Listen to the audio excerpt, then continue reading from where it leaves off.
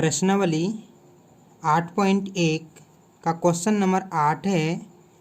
यदि 3 cot a बराबर 4 तो जांच कीजिए कि 1 - tan स्क्वायर a बटे 1 + tan स्क्वायर a बराबर cos square a minus sine square a है कि नहीं, यानी ये और ये दोनों बराबर है कि नहीं, ये हमें जांच करने लिखा रहे हैं। तो इसके लिए हम पहले 3 cot a बराबर 4 लिखेंगे। मैं 3 cot a बराबर क्या लिखें, 4 लिखें। तो इसीलिए cot a बराबर क्या लिखेंगे, 4/3। तो बाकी ये सब को जांच करने के लिए हमें एक समकोण त्रिभुज बनाना होगा। एक समकोण त्रिभुज बनाए, यहाँ a है, मैं यहाँ a लिखेंगे, BC कहीं भी लिख सकता हूँ। कॉट का फॉर्मूला होता है आधार बटे लंब। आधार मेरा 4 हो गया, आधार मेरा 4 हो गया और लंब मेरा 3 हो गया। BC का मान नहीं है, यानी कर्ण का मान नहीं है। इस सब का मान निकालने के लिए एक कर्ण निकालना बहुत जरूरी है। इसके लिए लिखेंगे मैं समकोण त्रिभुज, समकोण त्रिभुज BAC में लिखेंगे, BAC में लिखेंगे। BC का मान नहीं है, यानी कर्ण का मान नहीं है। पहले हम कर्ण का मान निकालते हैं, यानी BC बराबर फार्मूला होता है कर्ण का लंब स्क्वायर जोड़ आधार स्क्वायर, यानी BA का होल स्क्वायर प्लस AC का होल स्क्वायर।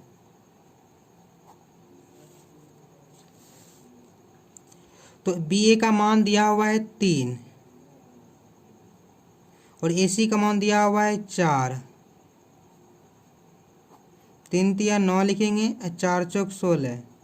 इसको इधर जोड़ते हैं, 25 आएगा। 25 का वर्गमूल क्या होता है, 5 होता है।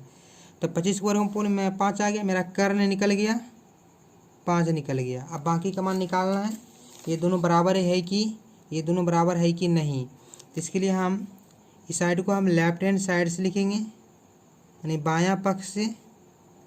बायां पक्ष में क्या है, 1 - tan स्क्वायर a बटे 1 + tan स्क्वायर a।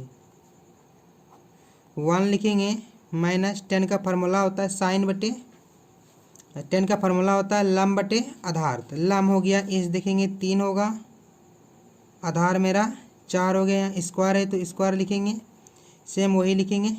यहाँ 1 है तो 1 लिखेंगे, यहाँ प्लस है तो प्लस लिखेंगे। tan का फार्मूला होता है लंब बटे आधार। तो लंब मेरा क्या होगा, 3 और आधार मेरा 4 होगा। यहाँ स्क्वायर है, स्क्वायर लिखेंगे। इस साइड में सॉल्यूशन करता हूँ, 1 लिखेंगे, यहाँ माइनस है, माइनस लिखेंगे। 3 × 9, 4 × 4 = 16।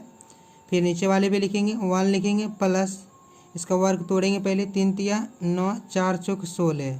नीचा में एक रहता है, इसकी भी नीचा में एक, यानी भिन्न का जोड़ घटा हो गया, ये भिन्न का जोड़ हो गया। इसको सॉल्यूशन आप करते हैं। यहाँ पर